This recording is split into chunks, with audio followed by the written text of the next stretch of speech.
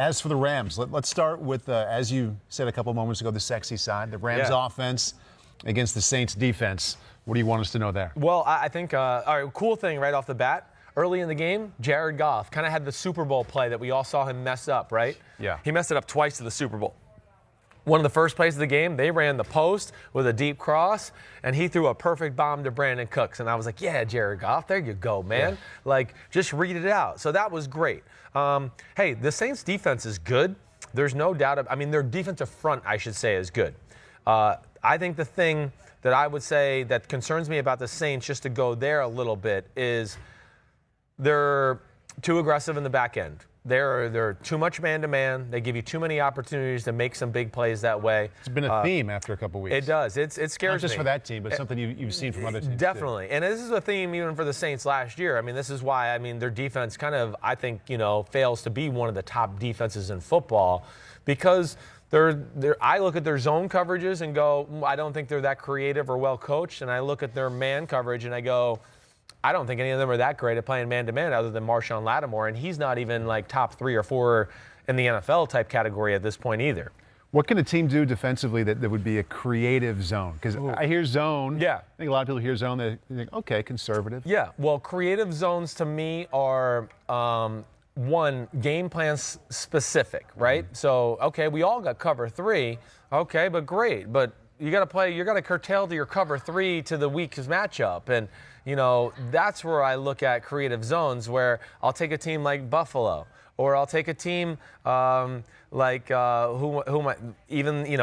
Patriots or some of the Ravens. They're another great one where they will play zone, but because of their breakdown of the offense throughout the week, their zone droppers always seem to drop to the right spot. Where the right spots are. You look and you go, here, there's 3 receivers on this side of the field. Mm-hmm. And this is a pretty cool concept. But damn, they got 7 guys all around these 3 guys. And that's where the coaching throughout the week and the breakdown of the opposing team really comes into play. And I don't really see that from the Saints defense a whole lot. All right, back to the Rams offense, specifically against the Saints defense. I have highlighted here that Goff was a little careful, and you underlined careful in the first half. What do you mean? I thought there was a few chances to where he could have maybe forced the ball down the field. But I think, this is where I give Goff credit. He doesn't get over-aggressive or too antsy. I think he has a pretty good feel for the overall game to go, okay, it's 6-0. They're not moving the ball really well. Why would I take a chance and kind of let them have a short field or do that? Or Drew Brees is out. Mm-hmm. Why would I try to force a ball in and let them have a pick 6 or an interception and give Teddy Bridgewater only 20 yards to score, which I give him a lot of credit for. He kind of played it the right way in the first half and let the game come to him. And then in the second half, McVay, what's so special about him is it's not complicated, but he's got good players, and McVay knows how to package it all together beautifully. And I think that's what it ultimately comes down to, because once McVay gets a feel for how he's being attacked, he adjusts his package too.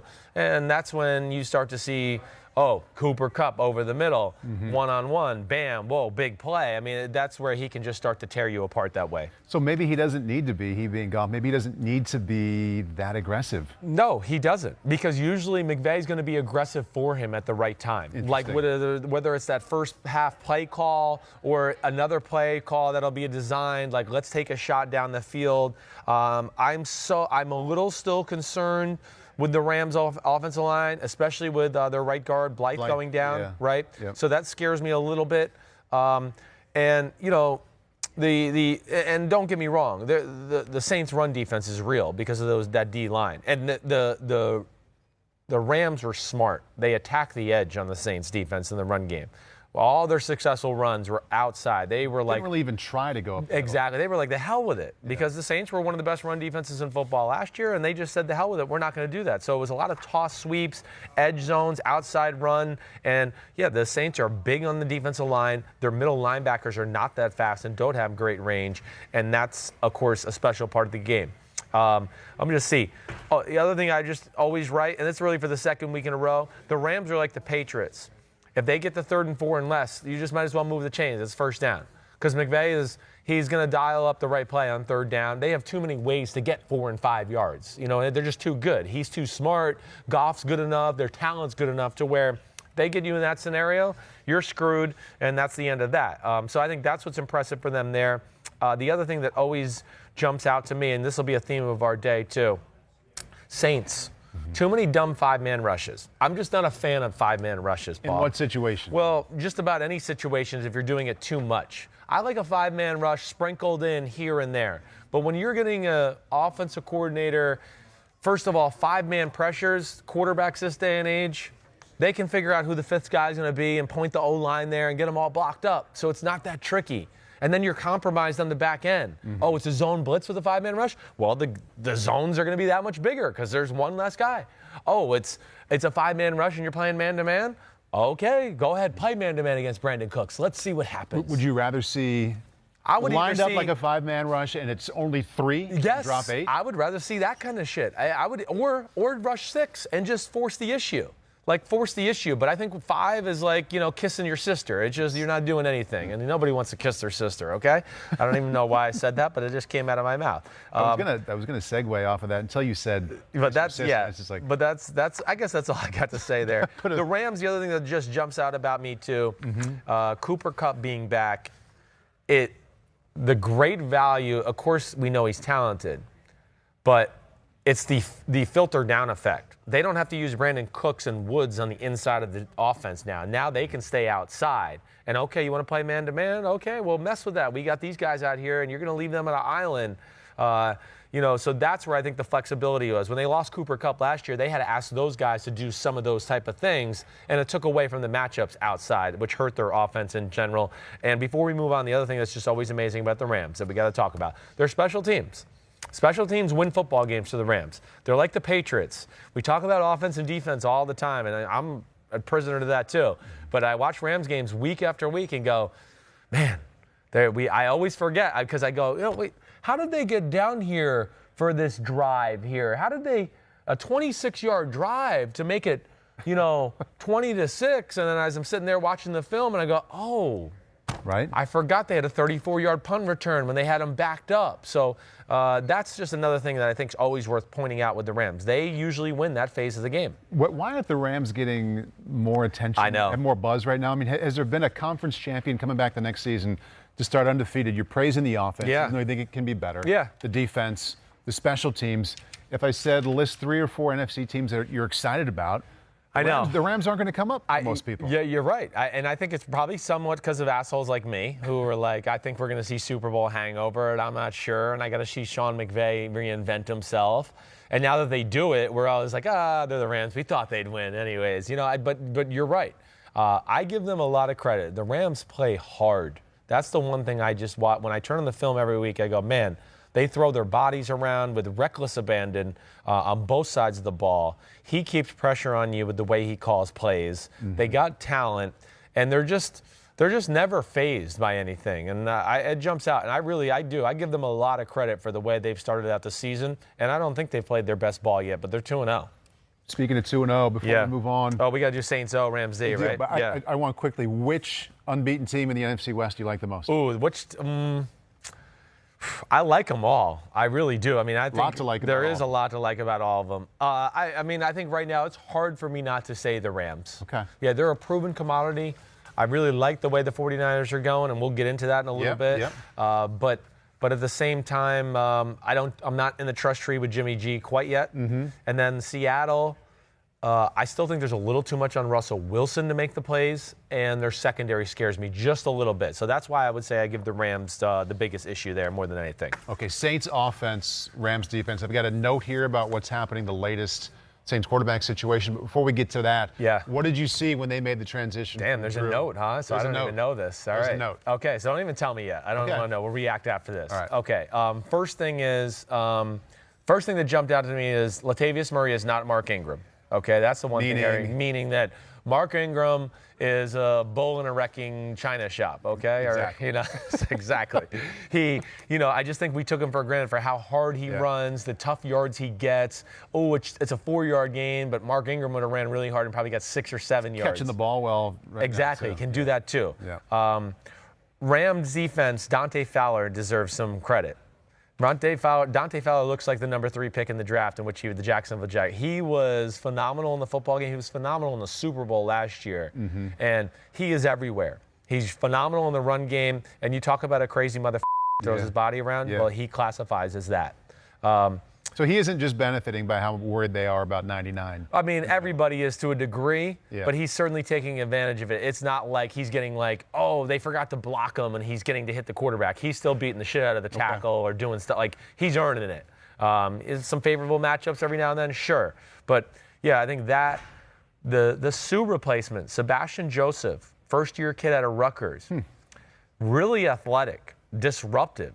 I mean, their D-line, it's every bit as good as it was last year. I mean, this kid's maybe not the plugger Sue was to where he can hold double teams down, but I do think he's more disruptive and like shooting gaps and almost like a Malik Jackson that Wade Phillips had in Denver, right? That kind of guy.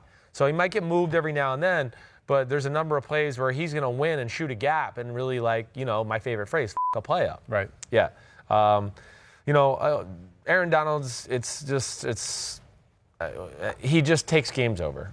He just does. And he did this in this game. He had a number of plays, including the jamming of the finger where he just, within that series, there was 4 or 5 plays before that and after that where I just wrote, damn, just through a few plays, he's changed the landscape of the game and he changed the landscape of the NFC all in one play. I mean, it's just unbelievable. But he just goes through spurts where he just takes over. And if you're not sliding the line that way or whatever, I don't give a shit who you got at guard. You're just not going to stop him. It's unreal. Anything you can do? Anything you've seen that works? No, not really, other than that you're going to have to try to slide that way to where your guard can get some center help. But they're masters, especially in obvious passing situations, of finding defensive line alignments to where you can't double them. They'll put 3 defensive linemen on the left and then put him one-on-one with the guard, and you just go, well, you can't do anything. You can't help him. You're screwed. I think the most recent and best example of the stat, sacks, I've always said it's the most misleading. Just because a guy has a bunch doesn't mean he's really getting it done the way that number would make you believe. And if someone has 0, Aaron Donald has 0 sacks, doesn't mean he's not affecting the passing game all the time. No doubt. That's where my the play up thing came from. That should be an official stat. I know, because it came from guys like Michael Bennett in Seattle, who used to do the same stuff, or Fletcher Cox in Philadelphia, or Jadeveon Clowney, where I would go, yeah, people are bagging on them because they don't think these guys get sacks, but they were the best defensive player on the field for 6 weeks in a row. Right. And that's, of course, the case with this guy. Okay, we got to get into the quarterback thing a little bit. Yeah. With Bridgewater. Yes. Okay. Do you want to talk about how he did in this game before we get to? I think that would work best. Yeah. Okay. Bridgewater was early on solid. Hey, it's a tough situation, so I always give a guy a benefit of the doubt. Oh, I mean, hey, you get to throw. Hey, we're going to throw you out there against the NFC champions and Aaron Donald. Have fun. Yeah. Right. Oh, okay. Great. So that wasn't easy. I honestly thought he got worse as the game went along. Right. Lost control of football. I do think he's a little too conservative with his decision-making, which is always the knock of mine, even when he was in Minnesota. He's a game manager. So I don't know if he is going to hit the ultimate ceiling for what they can do if Taysom Hill was the quarterback, okay? Right. That's where I have a question about it overall. But either way, it was solid. Right. It was solid. It was not his best performance. The Saints got outplayed. I mean, the Rams played well on defense. Right. The Rams are a tough matchup for the Saints. Yeah. They are, because they're fast, and because of that defensive line, they don't have to blitz, and they can cause havoc in the pass game that way. And that's where they give them trouble. The one thing they did I thought was really good, where they got burned in the NFC Championship game. Remember, Kamara had the 12 catches in there? They did some creative things to make sure he couldn't get off this game in the passing game. They doubled him a few times when he came out of the backfield, or they had him bracketed a few times in little zone coverages where the bright lights were on him, and they were like, you're not going to beat us. We're going to make you throw it somewhere else. So that was cool. Rams are such a zone defense. I think that's the other thing that jumped out to me, Paul. It is really, I wrote 9 out of 10 snaps are zone coverage. Is that bad? It's not bad. I got no problem with that. The creative zone that you were talking about? Yeah, they do. Exactly right. Wade Phillips is creative enough. And then they got 2 corners on the outside, Akeem and Marcus Peters, who are, they might be playing zone, but you better watch the out if you're going to throw out routes and comebacks on all of them, because they will jump one like it's man-to-man and take it to the house. So that's where it's, really well coached by the Rams defense more than anything. All right, we'll go ahead. What do you want to say? Go ahead. I was just thinking about Bridgewater still and wondering if you would have put him before the season in the top half of backup quarterbacks in the top 16 or in the bottom half. I probably would have been top 16. Really? Yeah, before the season or leading into the season, not after I saw preseason. So before preseason, I probably would have put him in the top 16. Okay. When I saw preseason, that I would have teetered because he was not good in the preseason. And now that you've seen him in the regular season? Well, now, I mean, one of the things I wrote more than anything here, and just one of my defining statements, I wrote the biggest thing for me and the Saints is how can they find a way to get some big plays? Rams took away all the Kamara stuff, and Bridgewater is not a playmaker, or just doesn't have the experience in the offense to take advantage of some things that maybe Drew Brees can, right? Don't you think it's more that he's not a playmaker? I do think it is more than that. That's in his DNA. He is a game manager, and he won games in Minnesota because they had Adrian Peterson. They played defense, and he didn't screw the game up. Right. But he wasn't winning the games, right. And I think there's a difference there. What are you about to tell me? Okay, I'm ready. A little bit of news. Tell me you're going to tell. Please tell me Taysom Hill's starting quarterback. Well, I mean, it's somewhere in between. Okay. So this is what it says. Coach Sean Payton refused to name Teddy Bridgewater as the Saints' Week 3 starter against the Seahawks. When asked if he has to limit Taysom Hill's usage in other positions now that he's the number 2 quarterback, Payton responded, "You're assuming he's the number 2." Payton said he won't make an announcement to the media as to who will start in Seattle. The assumption has been Bridgewater will get the nod, but his leash likely isn't very long after his dreadful showing against the Rams in relief of Brees. So there you have it. What do you think? I mean, I think he just needs to listen to what he's saying. Right? Really, pretty much. And you're playing the Seahawks and the Cowboys the next 2 weeks. Yeah. Taysom Hill gives you the greatest schematical advantages to win the football games. Yeah. And in some really tough environments. What part of anything that I just read says that Taysom isn't going to be? Pretty much. I think you're right. I mean, I think he kind of might have just told us there that it should be Taysom. Will he have the guts to do it? Days ago. Yeah. Yes. He certainly is leaning in that direction. It seems like it, definitely. Yeah. And Taysom, as I watched the film because when I was watching on TV, and we're watching 2 other games and get ready for the Sunday night football and all that. I was like, man, I don't think I saw Taysom Hill on the field in any packages today. He was in there a few times. He caught 2 passes, I believe, or maybe it was 1. He was out there for a few others. But he's a specimen. And like we talked about in the preseason, he showed enough in the preseason to go, no, he's learned how to play quarterback. Right.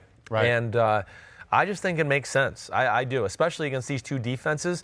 They're not going to beat Seattle and Dallas with conservative Teddy Bridgewater play. No, I mean, put yourself in Seattle's defense's shoes, if that's possible. If you're someone who has to make a call on what they're doing, if it's Teddy Bridgewater, okay, if he plays well, he'll be 20 or 30 for $185. And it's all the basic West Coast Sean Payton stuff. We'll see. We know how to prepare for that. It's a lesser version of what they've been the last 13 Exactly right. years. If it's Taysom Hill, it might be terrible, but it might be a really good version of something that you had no idea what was coming. Exactly. I think, what do you prepare? You got to prepare for a whole bunch of shit now if you're Seattle. You got to go, oh my gosh, the quarterback runs. You almost got to prepare like you're playing Cam Newton and Drew Brees because of that offense. You're like, damn, we got to worry about Cam Newton runs and then Sean Payton dicing us up with, all his creative ways to throw the football. So, I mean, without saying it, I just want to be like, attention, Mr. Payton, attention, Mr. Payton, listen to your press conference and just start the guy that you pretty much said you think should be starting there.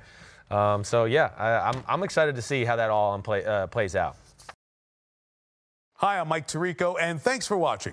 Make sure to hit subscribe for the latest news and highlights from NBC Sports.